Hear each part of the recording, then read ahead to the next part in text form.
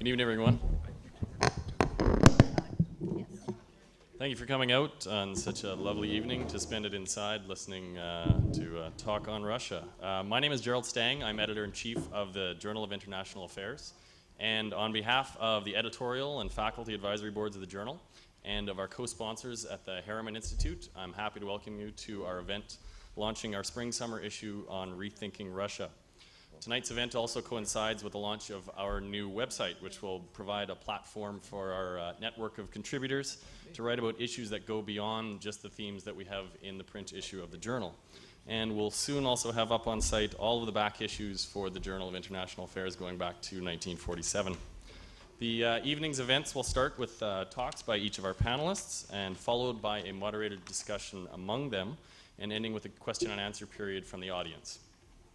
This evening's event is being recorded and will be viewable on our website later. And after the event is over, we invite you to join us in the foyer outside for some wine and Russian cuisine. Now, for the first few decades of the journal's existence, Russia made regular appearances on our pages, from our 1954 issue on post-war Soviet foreign policy to our 1989 issue on Gorbachev's new era of thinking, and many times in between, the Soviet Union was the subject of articles in the journal. In the 20 years since the end of the Cold War, however, Russia has rarely been present in the journal's pages.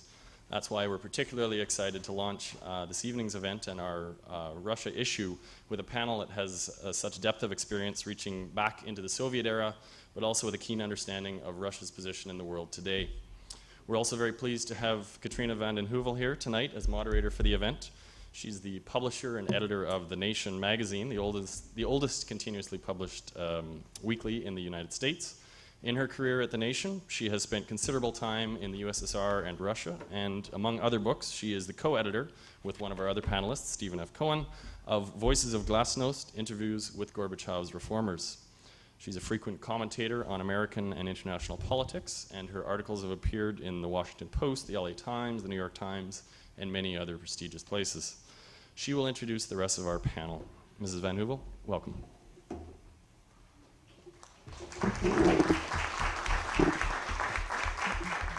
Thank you, Gerald. It's an honor to be here.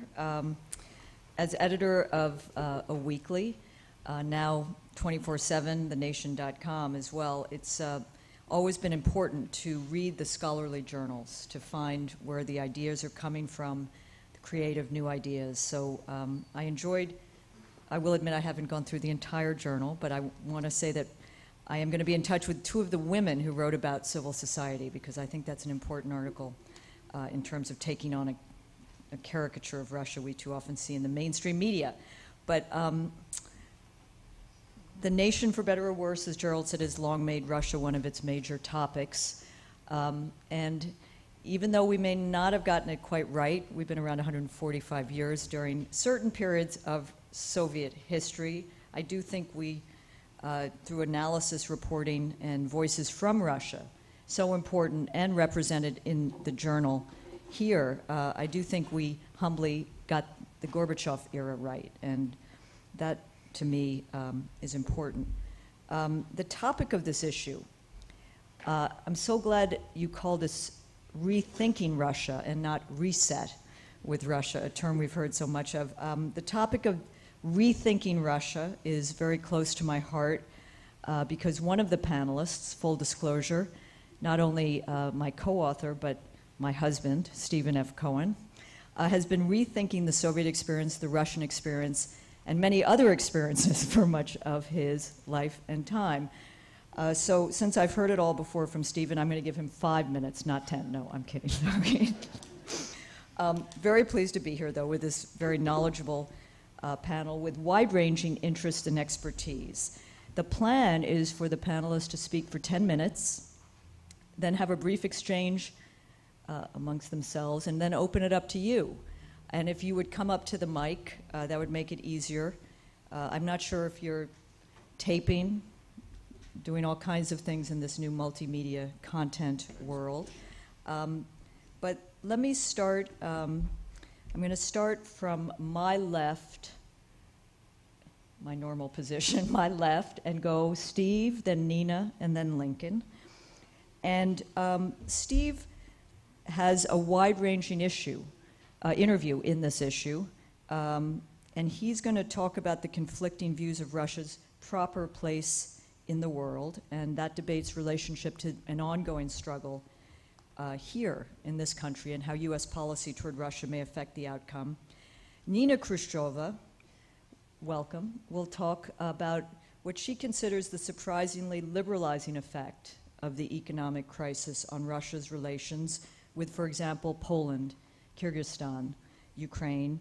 And Lincoln Mitchell talk about how American elites and non-elites view Russia and how this contrasts with how Russia is viewed in its own near abroad. Let me just briefly introduce them all together, and then we can have a seamless flow of discussion. Steve is professor of Russian Studies and History at NYU and professor of Politics Emeritus at Princeton University. His books include Bukharin and the Bolshevik Revolution, Rethinking, the Soviet Experience, Failed Crusade, America and the Tragedy of Post-Communist Russia, and most recently, Soviet Fates and Lost Alternatives, from Stalinism to the New Cold War. His latest book, a version of which has already been published in Russia, is The Victim's Return, Survivors of the Gulag After Stalin, which will be published in this country in August. Nina Khrushcheva is associate professor in the graduate program of international affairs at the New School and senior fellow of the World Policy Institute. She's also an editor and a contributor to Project Syndicate, an association of newspapers around the world. She's had a 2-year appointment as a research fellow at the School of Historical Studies of the Institute for Advanced Studies in Princeton, and is the author of Imagining Nabokov, Russia Between Art and Politics, and is currently working on a new book, Russia's Gulag of the Mind. A lot of gulag. Lincoln Mitchell is an associate at Columbia University's Harriman Institute from 2006 to 2009. He was the Saltzman Assistant Professor. Forgive me, I've lost my, uh-oh. You can look it up online, it's fine. I'm sorry. What I do know, Lincoln has written and spent a lot of time in Georgia, and he is particularly interested in the perception of Russia, both in this country and in the near abroad. He has done a lot of work with the National Democratic Institute, and we were talking most recently in the, quote, green room about his trip to Abkhazia, where he has done a report which has been issued, but he is at work on a longer piece for World Policy Journal with your colleague, Professor Cooley. So Steve, over to you. Well, I always travel with my own moderator. Sometimes it works out, sometimes it doesn't. That's my advantage. My disadvantage is that none of my glasses work. The ones I'm wearing and the ones here. So I may stop for a minute and change glasses. I got to say that I once spoke in this room a long time ago, and I have this memory of it. I think it's the least deep and widest room I ever spoke in, and people persist in sitting on the two wings. So you kind of I remember going home with a stiff neck, so I may just talk back there. I like the question I was given a lot. How does post-Soviet Russia see itself in the world today? But I don't think the question's properly formulated. It's important, but we have to ask it correctly. First of all, what the Russian people think doesn't matter, or matters only on the margins, just as what American people think about American foreign policy doesn't matter very much. What matters is the Russian political class, or the elite, by which I mean the politicians and the policy intellectuals. Moreover, that political class is very, very deeply divided. It was deeply divided when the Soviet Union existed, about the Soviet Union's proper role in world affairs. But since the end of the Soviet Union, those divisions have become very conflictual. I would say, and this is something we ought to keep in mind, that its policy debates, the policy debates within that political class, are far more diverse, wide-ranging, and substantive in some ways than are the policy debates in our own political class about foreign policy. That may surprise you, but I believe it to be true. Very generally, there are three fundamentally different conflicting points of view in the Russian political class about Russia's future in world affairs.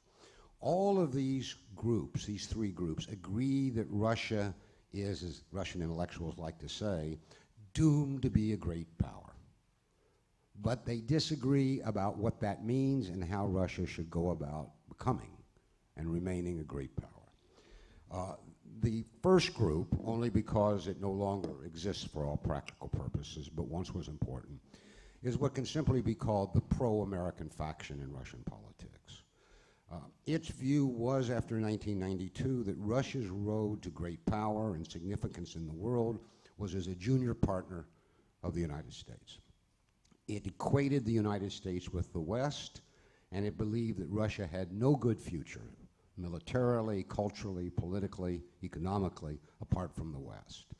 This group had probably the single most important influence as a political faction in Kremlin policymaking from about 1992 to about 1995, 1996. Since then, it's been killed by American policy toward Russia, and I should say about Russia's tradition. It's simply not compatible with Russia's tradition. It exists in the form of few intellectuals. It's no longer a force. I don't think it can be revived. The second geopolitical school of thought in the Russian political class argues that Russia tried this pro-Western orientation from about 1992 to about the early 20th century, and it nearly destroyed Russia. The result was a catastrophe. Russia hooked itself to the West, or tried to, and the result was, beginning in 1985 to the early 20th century, collapse, conquest, loss of power, military encirclement, and exploitation. Therefore, this point of view now goes back to that older Russian tradition that stretches from the Slavov Isles in the 18th century to Joseph Stalin, that Russia has to turn away from the West. Russia's security lies in the East, particularly with China, and with any other anti-NATO and non-NATO country ready to ally with Russia. The farther Russia is from the West and the less Russia has to do with the West, in this view, the more secure, the more influential, the more strong, the more Russian Russia will be. So that's a kind of extreme view on the other side. The third group is kind of in the middle, in that it takes this concept of Eurasianism, which the second group also professes, it takes it literally. It accepts the view, the reality, that Russia geopolitically is both in Europe and in Asia. And in this, it sees Russia's future, but it makes an important distinction. It argues that America is not relevant here. America is not a European country. America is not the West. Europe is the West as far as Russia is related. America, at most now for Russia, is a nuisance. A problem, as we used to say about Russia, to be managed. But there's nothing particularly valuable that the United States has economically, politically, that Russia needs any longer. This group sees Russia's future in a dual policy, one face to the West, one face to the East, and this policy is, of course, associated with Putin, and its triumph, in the view of this policy, are the two most important rapprochements in the world today. That's me speaking. They are the most important. That's Moscow's rapprochement with Berlin and rapprochement with Beijing. And this is the future of Russia. I think it's exceedingly important. The political class as represented by Putin deeply believes in it.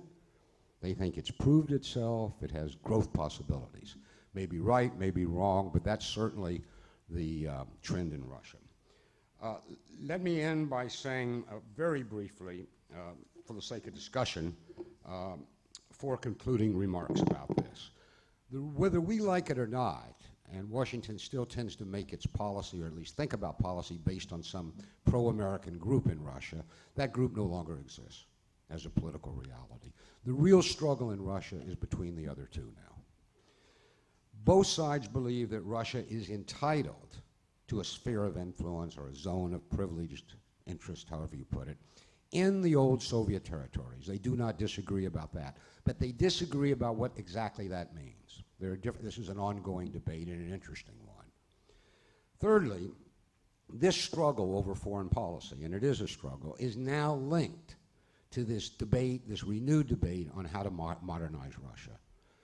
All sides agree that Russia is in ruins, its resolution, its infrastructures need to be rebuilt quickly, and a debate has developed, as many of you know, to take the two sort of opposing views, that this should be done as Russia's always done it, from Peter to Stalin, by the state, and the other view that it should be done in a new way for Russia, that Gorbachev tried, that semi-failed, but should be revived, that is in a kind of European, Western, evolutionary, participatory way.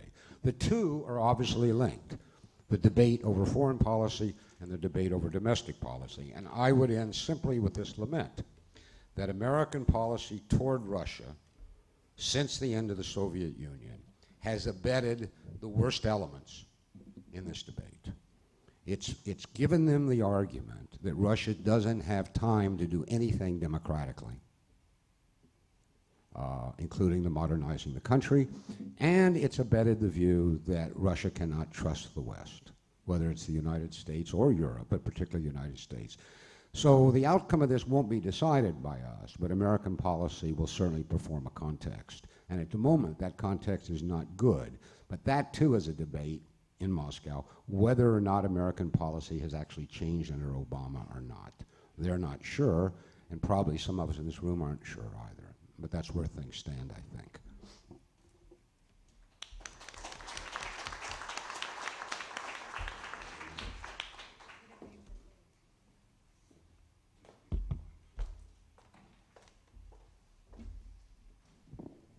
Good evening.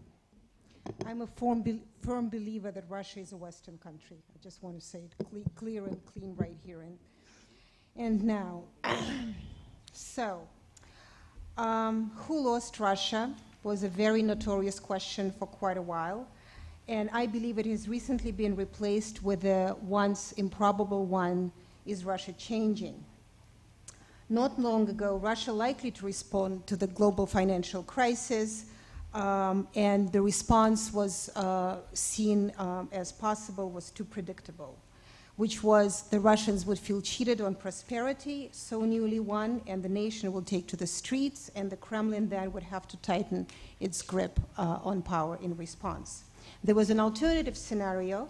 The Kremlin is forced to give up its power, and with a new leadership will start anew, and with something like the thaw that Nikita Khrushchev experienced in the 1950s, or Mikhail Gorbachev's perestroika in the 80s would ensue, and Russia will start its cycle all over again.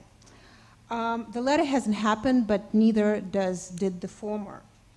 In the past, confronting a deep economic crisis, Russia usually tend to move from totalitarianism to greater liberalism, but usually those forces would be moved forward by the changing of the guards.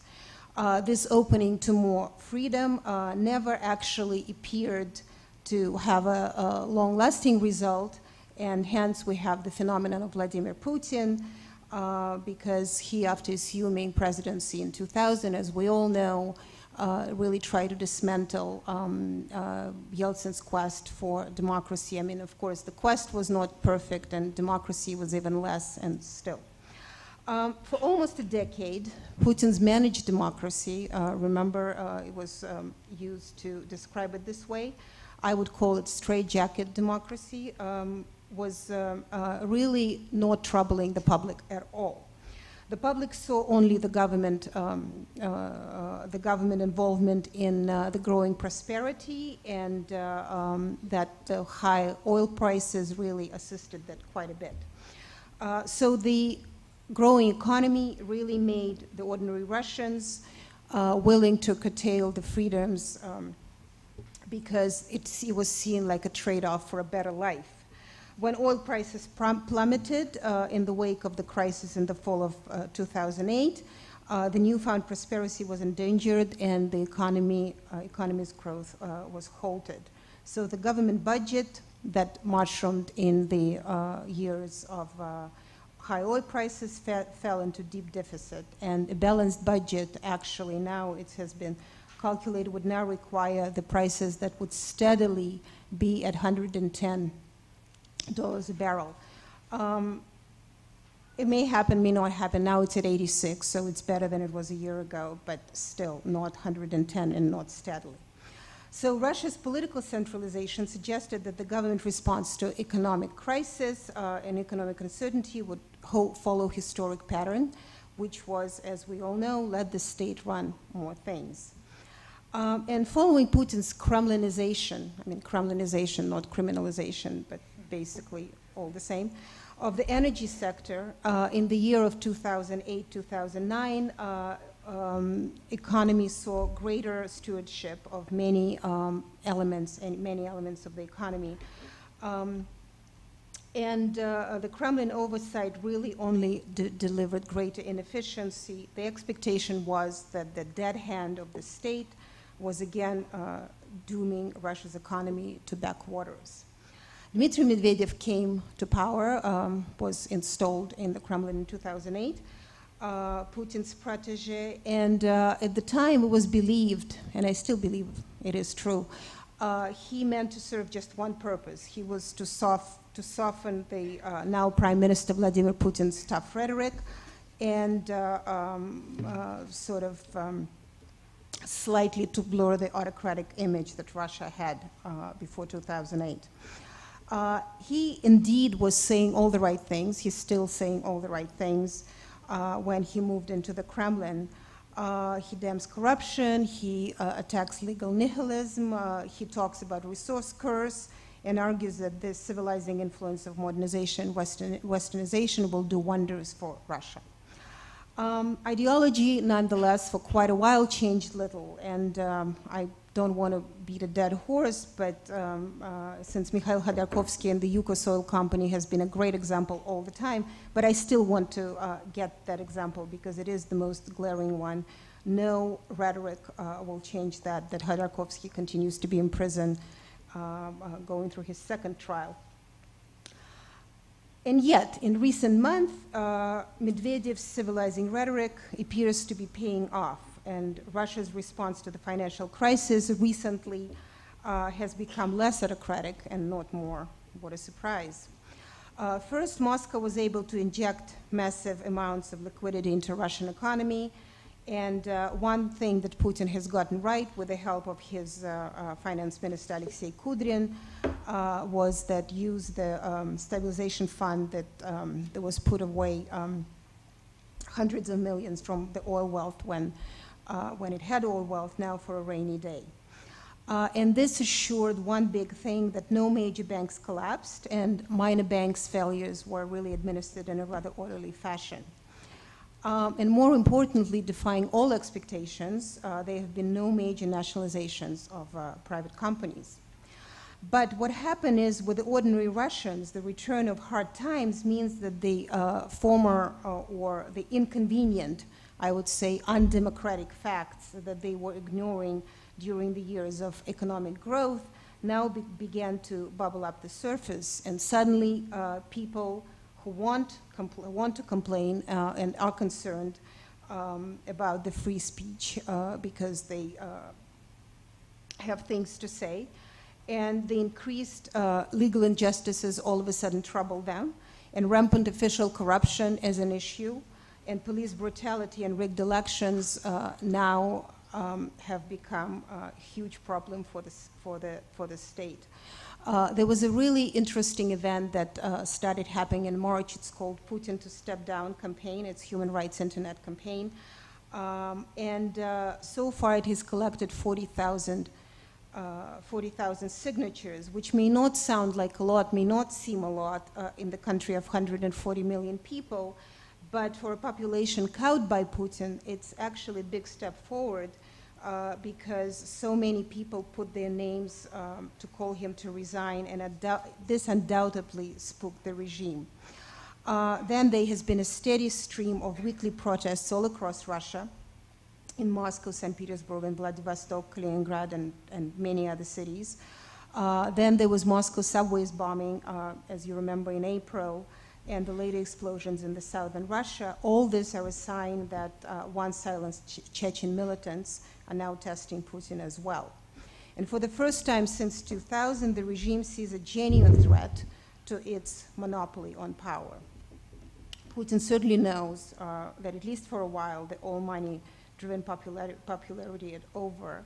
And seems to be a growing understanding today that to reverse the economic downturn, liberal ideas may need to be implemented. Russia is finally waking up to the idea that in the 21st century, just like it was the communist slogan that ultimately failed, you cannot build communism in one separately taken country, you really cannot fight the global crisis on one zone. Medvedev and President Barack Obama signing last month of the long-range nuclear weapons treaty is a step in the right direction. I know there's been a lot of debate what it means, does it mean anything or not, and I actually was in Moscow when this thing was happening, and until the last minute there was information that maybe the Russians would decide not to, oh, we haven't gotten enough from the Americans, and yet they did sign. So I actually think it was a tremendously big deal, even in terms of goodwill. And another sign of an improving climate, Putin, after 70 years, finally admitted to the Stalin-era massacre of the 22,000 Poles during World War II. In a tragic accident, as you know, a few days later, President Lev Kaczynski in 95, other people were killed. They were on the way to the memorial service. That led to the unprecedented warming in the Polish-Russian relations, which I believe is a tremendous step forward. In fact, the Polish-Russian axis, if it does work out, can be key to Russia's modernization. There was another very recent debate whether it will demean Russia's great standing, unique standing in the world, if the Allied forces could march with the Russians in the parade marking the 65th anniversary of World War II. And so the first idea that only the Russians could, nobody else could, because they're not our friends. Now, finally, everybody is marching, and this, once again, is a tremendous sign. So far, the economic crisis has been really good for Russia, for its civilized makeover, and Alexander Herzen, the Russian thinker, once said, disorder will save Russia. And it is true throughout Russian history, crisis did bring revolutions and often change of power. Just think of the Bolsheviks of the 17, or then Yeltsin on the tank in 1991. But in a historical and unusual turnabout, the Kremlin is now working to prevent disorder, and it is trying to act as its own reformer. And this is sort of a throwaway metaphor, and please forgive me, I think it's very exaggerated, but that's how I think about this. Just imagine if Joseph Stalin decided to become Khrushchev and initiated his own de-Stalinization. Thank you.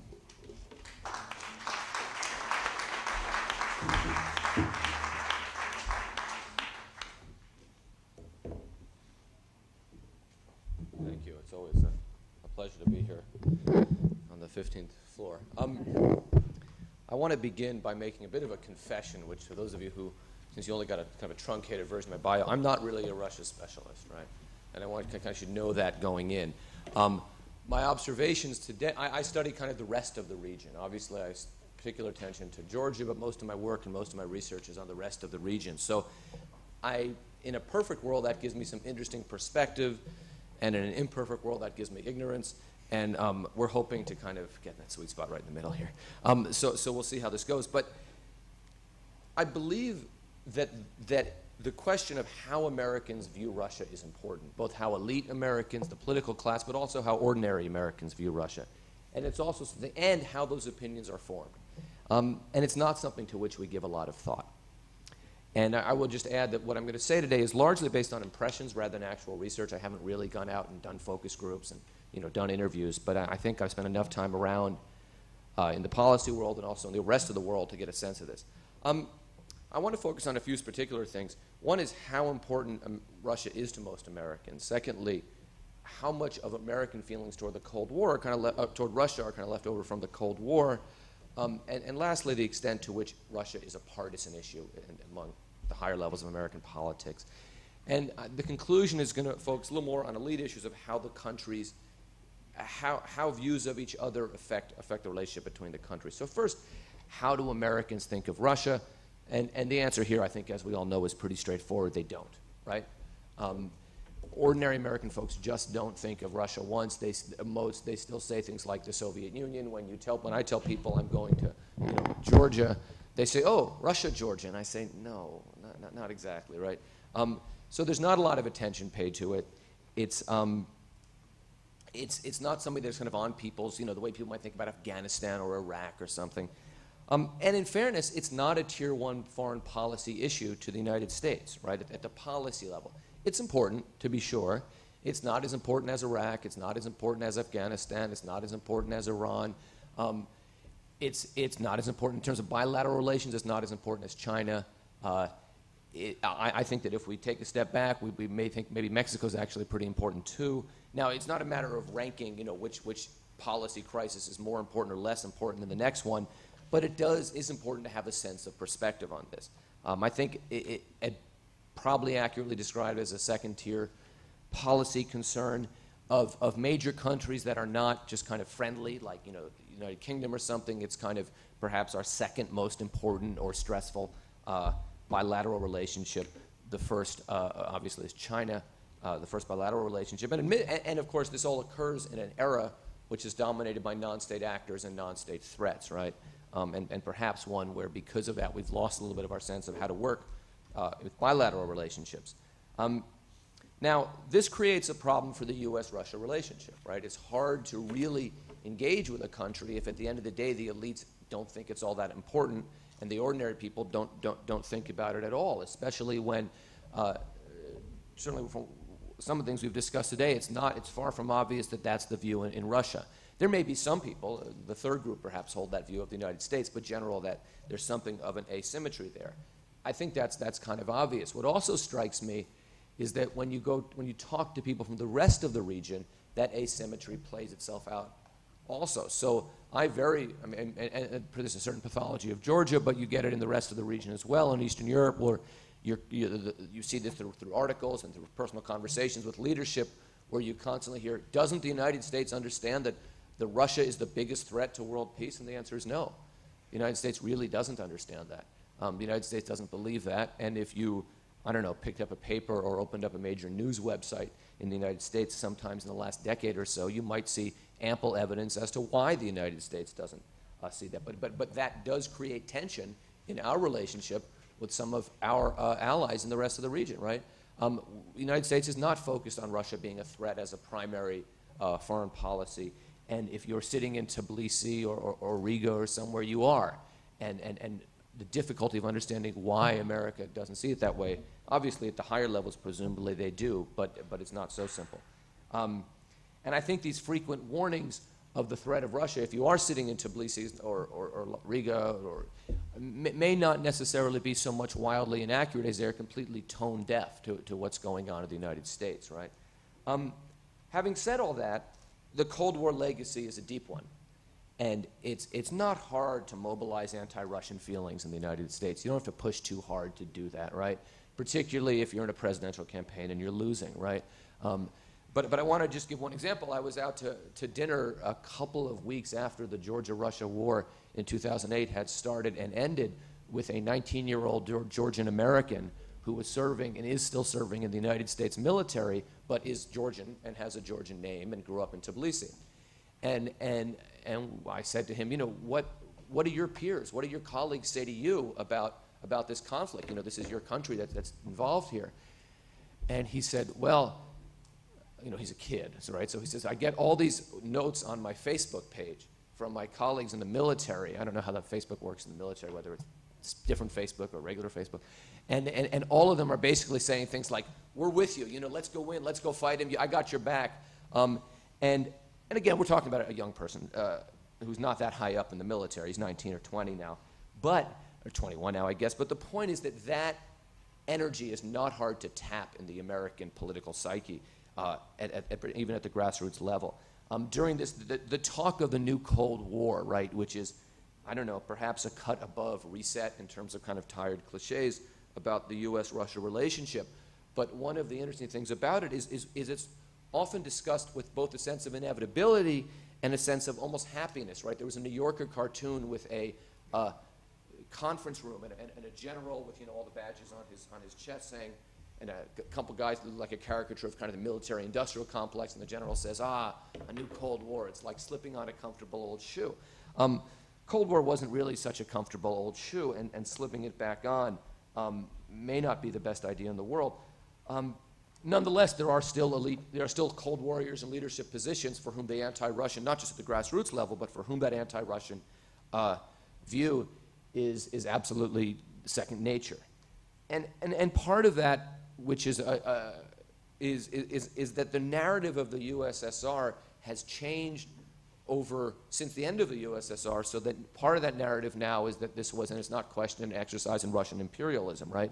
Which, of course, there are strong elements. I mean, it's not wildly inaccurate, but it does position the rest of the countries in the region in a different way relative to that narrative, relative to that history, relative to Russia.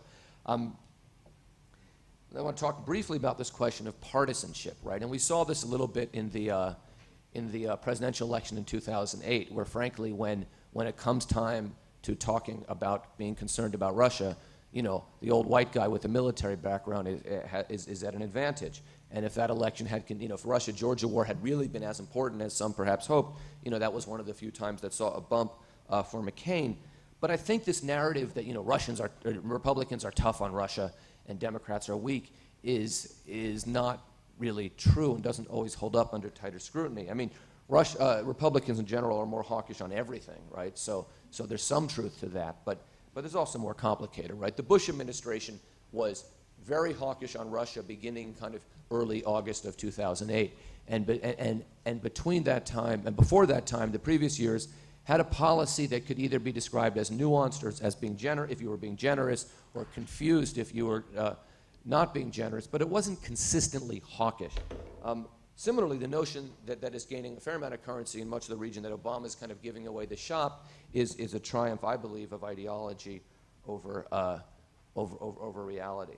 The remaining moments here, I want to talk a little bit about how Russia seeks to influence opinion here, and this is part of a broader question where a lot of countries seek to influence opinion. But the Russia story is interesting. I mean, Russia Today, for example, which is an English language television station, which I can't imagine too many people watch, but I was there doing an interview, and I was watching beforehand the show they had about, which was a news show about America, news in the United States aimed at American audiences, and it was a reasonably sophisticated, very critical left-of-center approach to American politics of the kind that kind of thoughtful American intellectuals would have. They probably wouldn't have it on a television station, that close to the Russian government, but the actual message of what they were saying was not too far off at all. I want to briefly tell another story about the Russia-Georgia war, where I was going to go on some television station, to talk about it, and I emailed a bunch of my friends in California and said, hey, check this out, I'm going to be on CNN or whatever. And one friend of mine who I've known forever and undoubtedly couldn't find Georgia in a map despite his oldest friend having lived there for 2 years, emailed me back with a set of talking points, and which on the one hand I was impressed with the kind of chutzpah, to use a Georgian word, but also I was struck that the talking points were straight out of Russian talking points, right? Now, where had this kind of, okay, I'm from San Francisco, we a little bit different political spectrum there, but where had this guy, who was kind of active in the San Francisco anti-war movement, found these talking points, right? I mean, on what website? He doesn't speak Russian.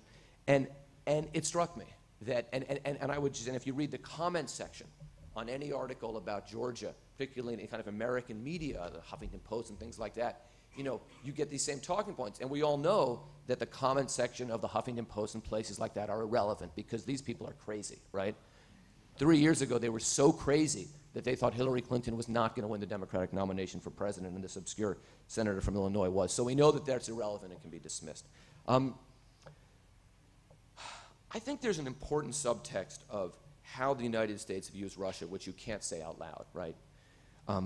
Which is that regardless of what one's views are of the democratic credentials of the Putin regime or the human rights credentials of the Putin regime or the respect for other borders of the Russian government, there is a certain Russian discomfort with its role and American discomfort with the relationship with Russia as a regional power, the United States as a global superpower, perhaps Russia as a regional superpower. How does that work? Russia is a bilateral relationship where it has expressed some discomfort with what we say in the West as living with kind of the new security agreements, but also what the rest of the world understands as living by America's rules. And that's a tension that's not going to go away. And the way that tension represents itself often comes off as sloppy or aggressive or poorly thought out. But the chafing there is real. And the problems that's going to raise are significant. The United States is not comfortable with anyone, right, with other regional powers. Other regional powers tend to play this more smoothly, right? China, for example, is certainly a regional superpower to a far greater extent than Russia at this point, but doesn't confront those sets of rules the same way Russia does. I think as we look at the next 10 years, that's something to which we need to pay some attention. Thank you.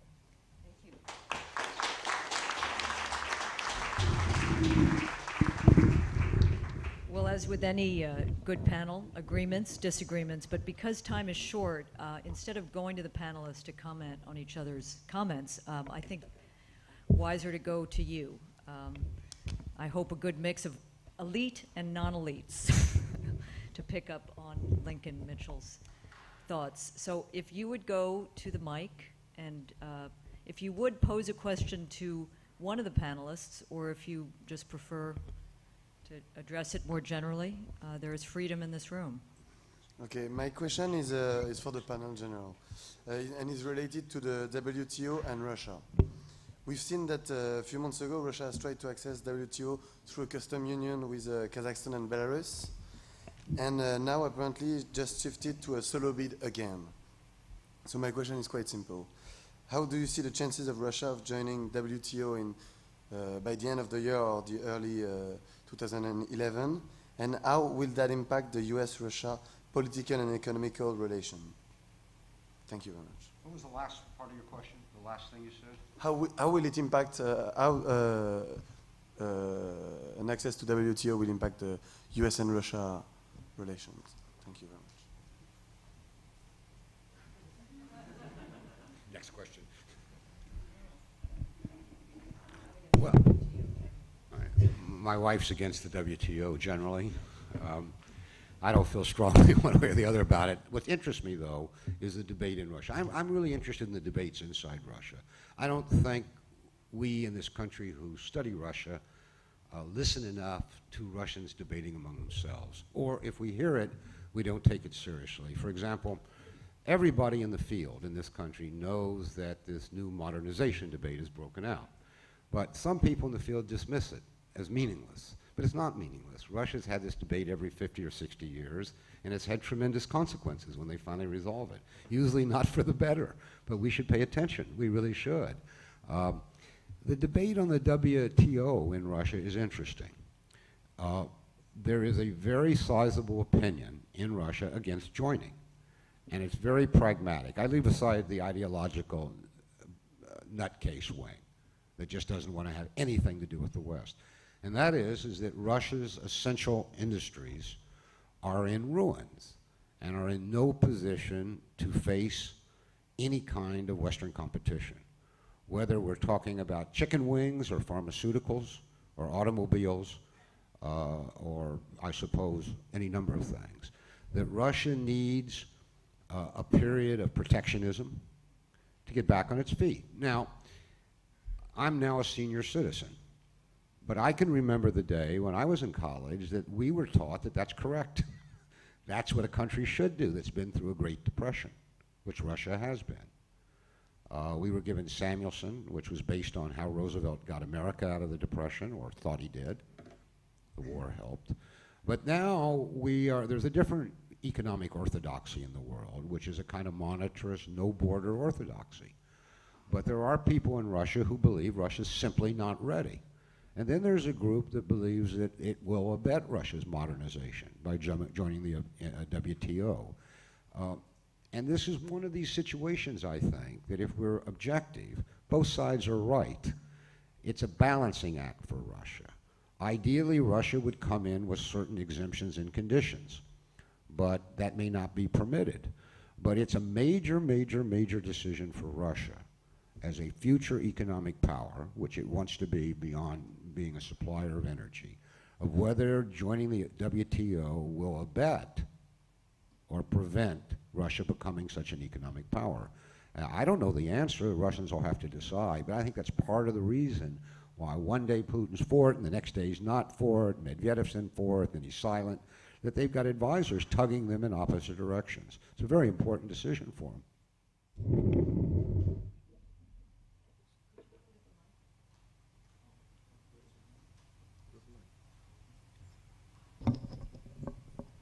I was somewhat intrigued by the comment that Russia is a Western country. From what I have read, Russia's sphere of influence at least is working towards embracing its neighbors like China, Japan, particularly in view of the fact that there is so much distrust in the West about Russia's intentions for the future. I mean, we see it almost every day that you look at the Obama's administration towards what some of us are proud to call a liberalization process here, and all you get is, oh, socialism on its track. We're trying to avoid that. The notion of the Cold War intrigues that are still with us. My question would be, how do we get beyond that?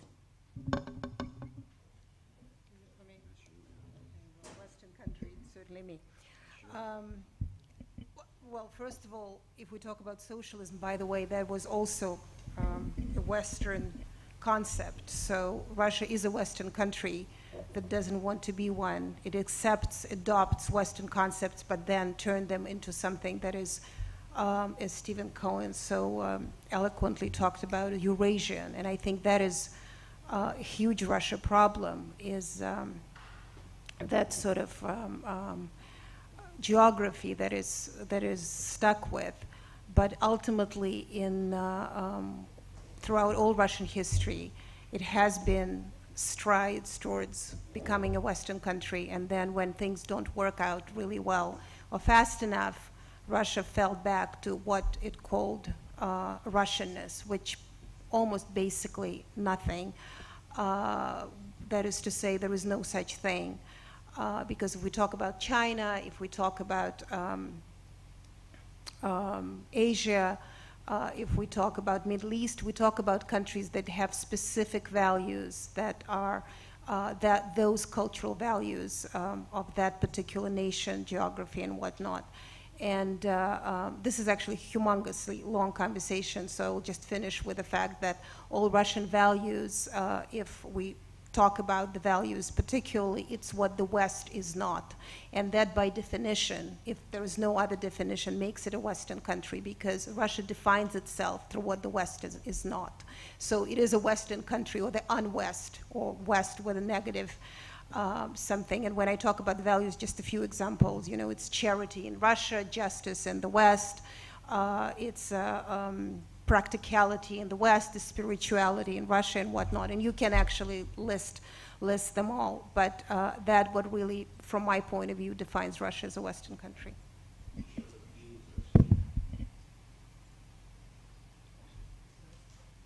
wanted to know if Professor Cohen shares the same. The problem is that Nina Khrushcheva is a Russian, and I was born in Kentucky. So it's not really for me to say Russia's of the West or not. If she insists that it is, then I suppose it is. All I can say is that's not my experience. I'd have a hard time making such a generalization knowing that there's 20 million Islamic citizens in the Russian Federation, with knowing that Russia being the largest country in the world, even after the end of the Soviet state, I think about 2/3 of its borders are with non-Western countries, first and foremost China, and so forth. I personally think it's a good thing that Russia doesn't know if it's of the East or the West. It's a debate that's gone on, I guess, when did it begin? sometime in the 17th, 18th century. It came to a peak in the 19th century. I think that's a good thing for a country, to constantly ask questions about itself. It may become dysfunctional, as Nina says sometime, but I don't think we ask enough questions about ourselves here. It's not a bad thing. Russians are very smart, and I think if we leave them alone, they'll figure it out, and some mix of East and West probably would suit them just fine. Why not take the best of both? But they're not sure. The debate's been going on for centuries, so I can't say. I know that nobody asked me, but I was born in New York, so I'm going to give you my 2 cents anyway.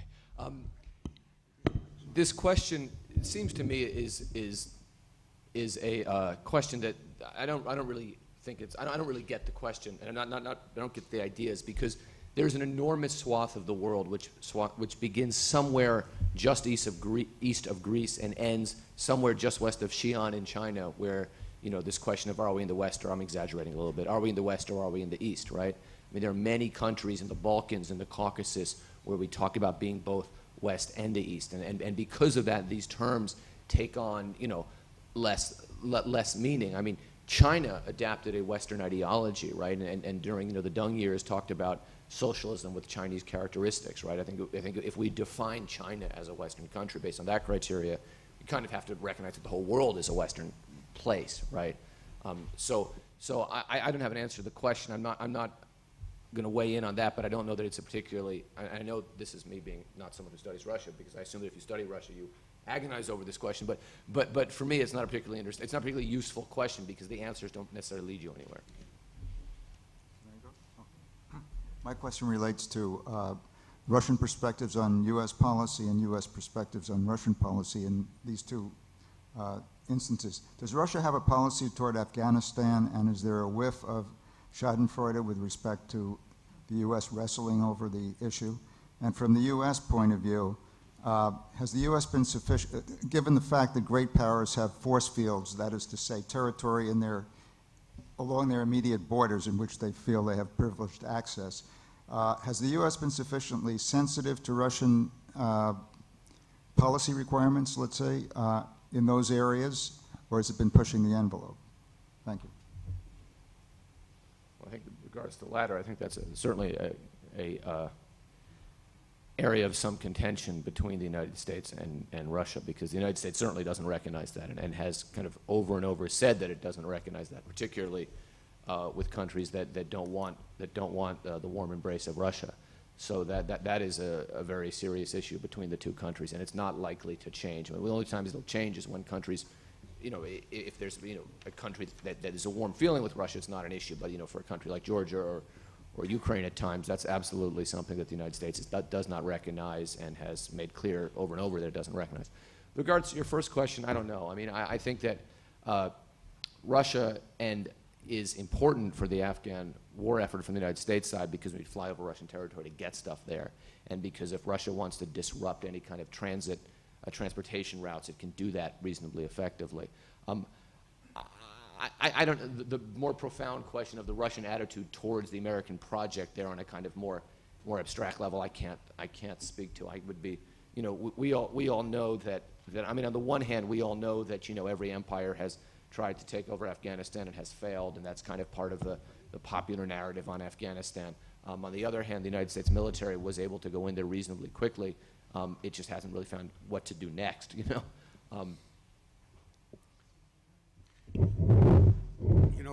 We have in the room somebody who probably has a much better knowledge and grasp on these questions, and who really ought to be up here, and I hope he'll speak up. That's former Ambassador Steven Sestanovich, because he's been involved in these both as a policymaker and as an intellectual, and he probably is closer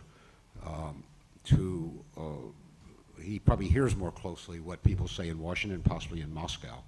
My impression is, and I hope Steve will speak up, is first of all, those Russians who matter want us to win the war in Afghanistan, though they'd be hard put to say, just as we are, what it means to win the war in Afghanistan. But they would like the Russians to stabilize Afghanistan, because in a way their stake in a catastrophic situation in Afghanistan is much greater than ours. Their stake, as they see it, is the spread of Islamic radicalism into Central Asia, which is Russia's backyard, and what has already happened, the torrential flow of opium, heroin, narcotics across Russia from Afghanistan. Now, having said that, they do not fully agree with the way the United States is conducting the war in Afghanistan, though they're divided. They think, first, that we have not learned the lessons of the Soviet defeat in Afghanistan, which, by the way, they don't think was a defeat. They think Yeltsin abandoned a stable regime after the Soviet withdrawal, and that regime should have been supported. That's their view. Secondly, they think the United States is not doing enough to put an end to the flow of opium out of Afghanistan into Central Asia. And thirdly, they're very, very suspicious of Americans' political intentions in Afghanistan, because when they being Putin after 9/11 helped the American land war against the Taliban more than any NATO country did, they thought they'd be rewarded by a say in the Kabul government, and they were excluded. So they are suspicious of us, but they want us to win. The second answer to your question is Russia's perception of our policy. Both Medvedev and Putin have said, using exactly the same words, and Steve may have been there in Washington when Medvedev was there about 18 months ago speaking to the council, and he used this word, and I think Madeleine Albright was presiding or something. He said, "We feel deceived and betrayed." Deceived and betrayed by American policy. First, that's not a good way to begin a reset relationship. We need to know why they feel that way. What did we do? We need to ask that question and answer it. So the answer is they're very unhappy with American policy toward Russia since the end of the Soviet Union. And to end, to my way of thinking, though Lincoln said that a new Cold War is a cliche, and I made it the subtitle of my recent book, that if there has been a new Cold War or a continuing Cold War, the essential question, the existential question, is this question of a Russian sphere of influence in the former Soviet territories. Are they entitled to it, or are they not entitled to it?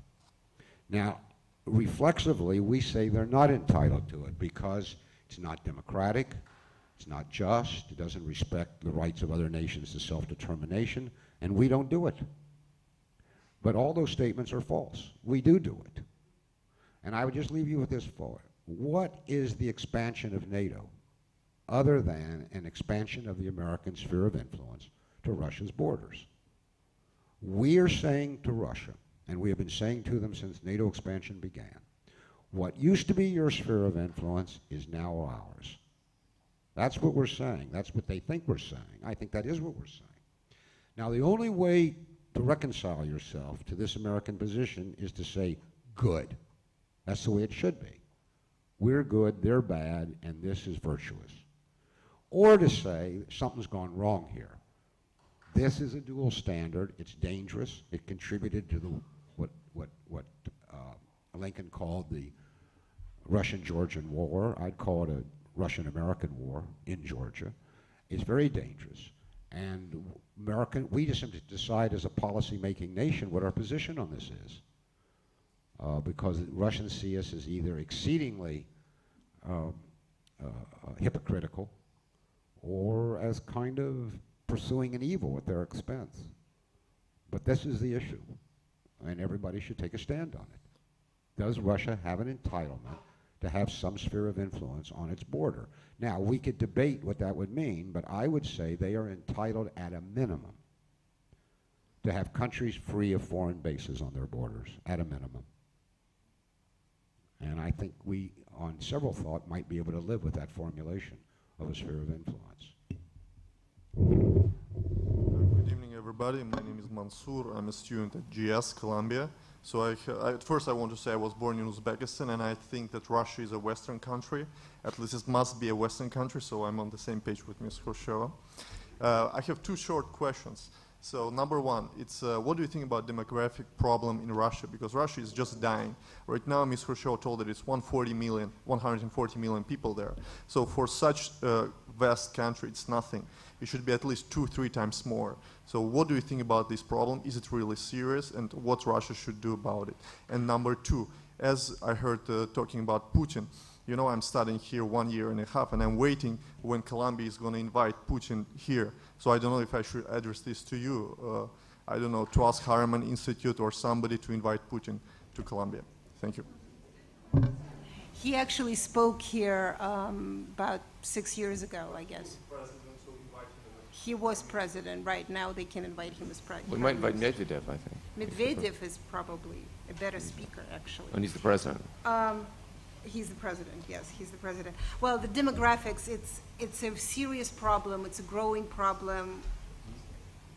It's a country, and I keep going back to this, so I'm not going to dwell on this. It's a country that cannot really take care of itself. It does do the military-industrial complex. It does do the great Russian nation, oil and gas and whatnot, but it really cannot take care of itself. It cannot take care of its 11, now it's 9 time zones territory. So all the social issues are rising to the surface, and I actually think that that's why there have been steps towards liberalization, because they really have to start taking care of this kind of problems. And once again, on a Western, thank you very much for supporting me. And by the way, your great friend, Mikhail Gorbachev, would totally agree with me. And in fact, he actually, your great friend, Mikhail Gorbachev, would totally agree with me. In fact, as you may remember, I think in Malta, there was a little bit of disagreement because they were talking about Western values, and Gorbachev said, oh no, these are human values, so here. Well, that clinched it. We have 2 more questions here, and then if Ambassador Sestanovich would like to say a few words, please do so. Hi. Sometimes it is said that when Russian leaders speak of modernization, it's a code word for redistribution of wealth. What does the Russian elite think of Medvedev's modernization efforts, and do they think his pledges to end legal nihilism is substantive or just window dressing? Thank you.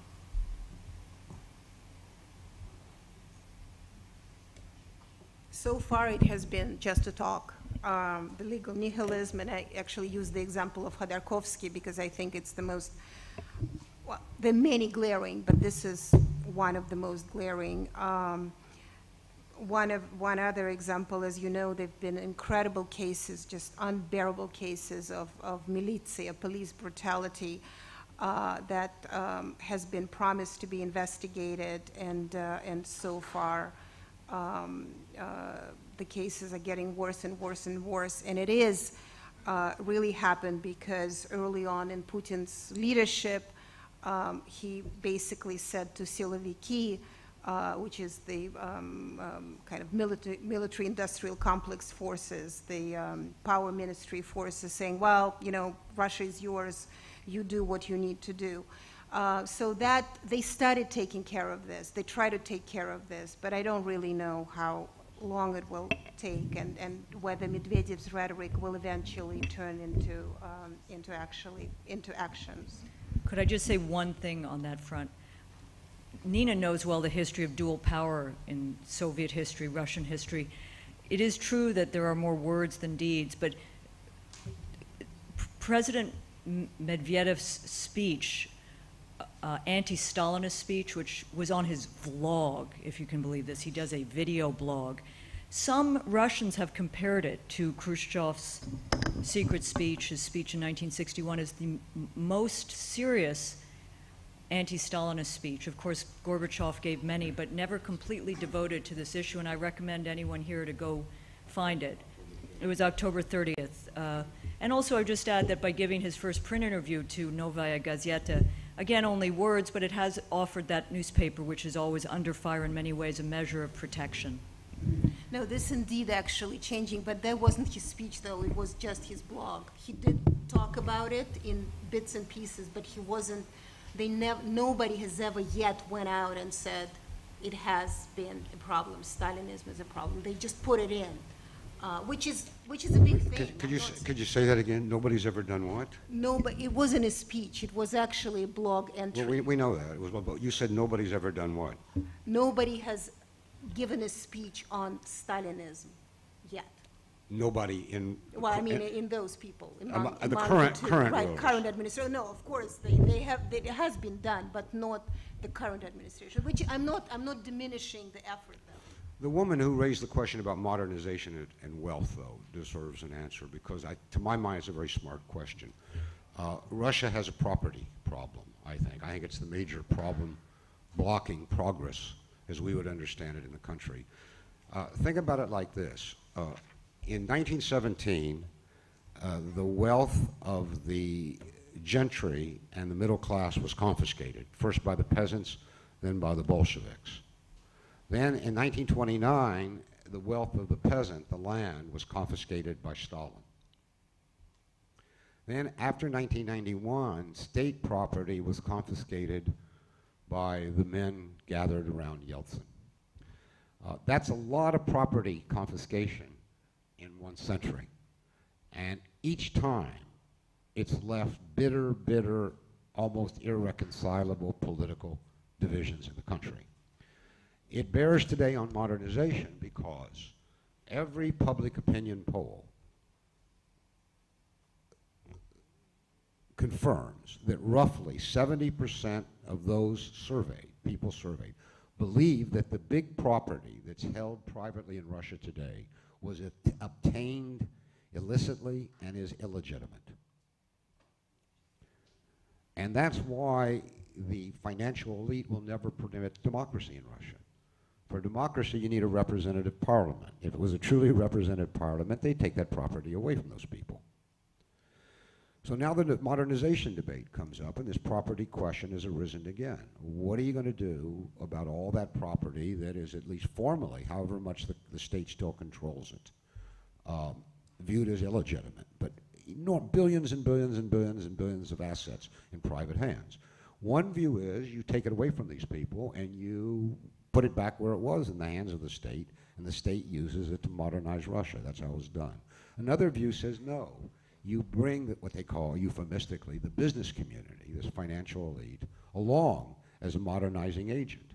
But then the other side says that the financial elite has no vested interest in the modernizing project because it would diminish that modernizing elite dependence on energy and existing assets. And so it goes. But you're absolutely right that the question of modernization, once again, is about what to do with property and whether to redistribute it or ratify it.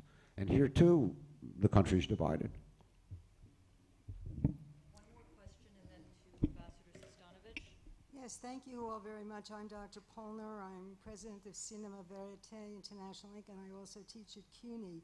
I walked in just as someone was saying that Obama has given away the ship, and I'm not clear whether the speaker believed that or didn't. And my other question is, what's happening since the Moscow bombings? Have the Chechens been further rounded up? We seem to have heard very little about this. Thank you very much. What I said was that the narrative that Obama has given away the ship is a triumph of ideology over fact. So I was not saying that he had given away. It's not true. That was what Okay. that's what I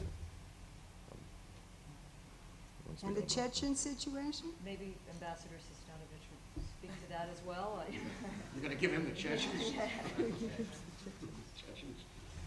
Please, come up here, please. I don't know if anyone on this panel wants. No, I know, but on the Chechen?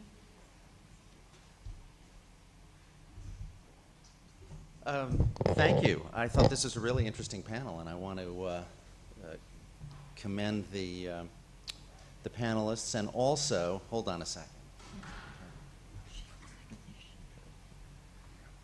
I want to commend the issue, because there's a lot of interesting stuff in here, and everyone will benefit from reading it. You know, when Putin was here, I think it was, I can't remember exactly when, he spoke in Low Library. The most interesting question he was asked was, someone said, could you talk to us about freedom of the press in Russia? And he said, well, we don't have freedom of the press in Russia. So you do hear interesting things when you get when you get Russian leaders to talk. And I actually agree with Steve on this. The discussion that is the implicit dialogue and debate going on between Putin and Medvedev is highly significant. Just to take one of your, the issue that you raised most recently, Steve, the question of property and modernization. You know, Putin had a solution to this, which was to take it back to the state. Medvedev has said state corporations have no place in the modern world. You know, maybe they'll figure out some way to reconcile those two points of view, but I would consider that to be a pretty diametric disagreement, and one that makes it pretty significant who is president after the 2012 elections. These are real political stakes, real material stakes that are in play in an election of that sort. Only problem is we don't really know how the election is going to be conducted. One of the things that you will learn if you read this issue, I'd suggest one thing you definitely don't want to miss is Sergei Ryabkov's interview, because he has an interesting little tug of war with the interviewer from the Journal, who keeps asking him, you know, aren't Russian-American relations really terrible? Just terrible? Deteriorated, in crisis, all this? And he keeps saying, well, I don't know what you're talking about. Now, some of this is official boilerplate, and you don't always believe what a deputy foreign minister says. But pay attention. He's rejecting the point of view that there's a kind of, that Russian-American relations are on a collision course. He says, oh, you know, we've got so much to do, so much business to transact. And I think that's worth paying attention to, because it seems to me right now, today, the ascendant theme in Russian foreign policy. I don't know what will come of it, but I would watch that space. I've been predicting for about 3-4 years that Russian-American relations were bound to improve under any new administration. And it wouldn't have mattered really who won the election. That would have happened. And I think the Russians are interested in doing it. Now, we've seen this before. Russian-American relations improve at the beginning of new Russian presidencies and new American presidencies. You had a kind of commitment by Yeltsin and Clinton to a cooperative relationship, which deteriorated over time. Not steadily, but by the end of the administration, it was not in a good place. The Bush and Putin presidencies began in a somewhat similar way. An interest, a palpable interest on the part of both of them to seek a new relationship that would be a kind of repudiation of their predecessors, by the way. I wrote a little piece about this called The Un-Clinton and the Un-Yeltsin. And I think they both wanted to pursue that, and they did. In some ways, the high point, historically, and I don't mean since the end of the Cold War, I mean of all times, in Russian-American relations was 2002. People were talking about an alliance. But that deteriorated too. So history tells you expect a good relationship between Russia and the United States at the beginning of presidencies, and then watch out. Watch what happens. Try to understand what the dynamics are that are producing a different result. Let me just say a couple of things about Afghanistan, since there was a specific question here, and I was invited up to answer that one. If you read Sergei Ryabkov, you will read the astonishing claim that the United States cannot leave Afghanistan without Russia's permission. He puts it slightly differently. He says the Security Council has to authorize the withdrawal of the forces that it has approved of. The international mandate can't just be exercised by the United States. He says, we want you there. We want you there. Of course, you need to go at some point, but we want you there to achieve your mission. That's part of the broad theme of cooperation that he sounds. But the Russians are, as Steve and others have said, deeply conflicted about this enterprise. They've been there and done that, and it didn't go well. And the fact that they have never proposed to have any troops there, the fact that you had to get to 2009 before overflights were authorized, shows you how distant they've wanted to be from this enterprise. I remember being in Moscow in the end of 2000 for consultations with the Russian government foreign ministry about a Security Council resolution on the Taliban. And we also had discussions about the Northern Alliance and how the Northern Alliance could be strengthened and the prospect of arms supplies to the Northern Alliance. And the Russians were talking about how this would, of course, be a possibility. But I realized at a certain point in our discussion that we weren't too clear about who was going to pay for the arms. And they said, well, they're going to pay. We're not doing this for free, you know. So and that tends to be a kind of mismatch that continues. There are many opportunities for Russian economic engagement in Afghanistan. The rehabilitation of most of the industrial plant would be much easier for the Russians to undertake than for any other country. And in fact, Western companies have been involved in trying to rehab those plants, and it hasn't gone very well. I understand from friends of mine who on the ground, partly because there's not a real interoperability there. And they say to me, why don't we have the Russians here? Well, one question is who would pay, and that's a big question in all politics. Steve's theme about opium is, of course, very, very important. Russians are conscious of the price that they have paid for the resurgence of opium production in Afghanistan.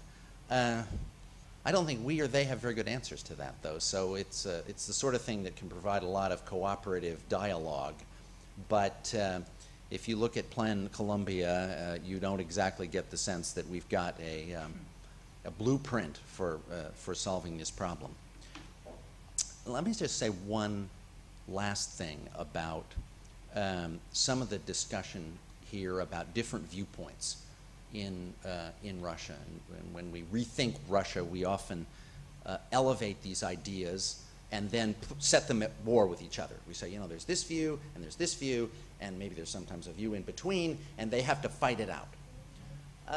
And that's a kind of handy shorthand, but political scientists, and I think it's very useful to try to capture the mindset of some of the participants in Russian politics by assigning them to one or another of these points of view. But politics is not about groups of ideas at war with each other. It often is also about the struggle of institutions, interest groups, individuals, and I think to have a full picture of what's going on in Russia, we actually have to begin to attach these ideas to those institutions, some of them divided, some of those interest groups, some of those individuals. We talked a little bit about Putin and Medvedev, who seem to me to be individuals who have begun to express rather different ideas as part of their political competition. I think if you begin to look at what the approaches taken in different institutions, interest groups, by different individuals, you see I think one of the particular values that comes out of that is a different approach. Here I disagree a bit with Steve, to the United States. Because I believe there's a view within Russian interest groups, within Russian institutions, among individual political leaders, that assigns a different role to the United States from the one that Steve has set forth, that does not at all think the United States is finished and our future is with Berlin. The Russians have been reading the Financial Times recently about the euro and the European Union, and when I go to Moscow, I never hear anything good about the European Union. So the Europe as a force is one that Russians don't understand, don't respect, don't have a really easy time interacting with. It's not a nation state, and they're in the phase of nation-state consciousness, and as they sometimes say, not in so many words, to us, so are you. So there's a kind of easier interaction between Russia and the United States than there is between Russia and Europe, and I would say even between Russia and Germany. I think you could make the same judgment about China, but you'd have to add a further element, which is fear. And I'll really let it go at that. If you take a broad picture of Russian interests and interest groups and institutions, you sort of find you find different views of the United States and greater receptivity to cooperation because they think there are things that the United States can provide. And I'll just give one tiny example that nobody else can. About half the Russian government came to Cambridge in January for a kind of summit with, anybody know about this? Who knows about this? With the MIT faculty. You know, because that was where they wanted to conduct their discussion about modernization. For them, that debate about the future of their country is one that they can conduct in a more meaningful and full way in, of all places, or on, of all places, the Charles River.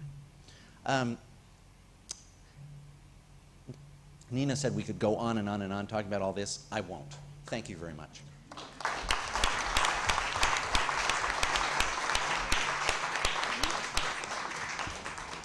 Thank you, Ambassador Sestanovich, for those wonderful closing remarks, and thank you, panelists, for your pluralism of views in a civil and engaging and informative way. Civility is to be prized in our discourse these days. Thank you. Thank you.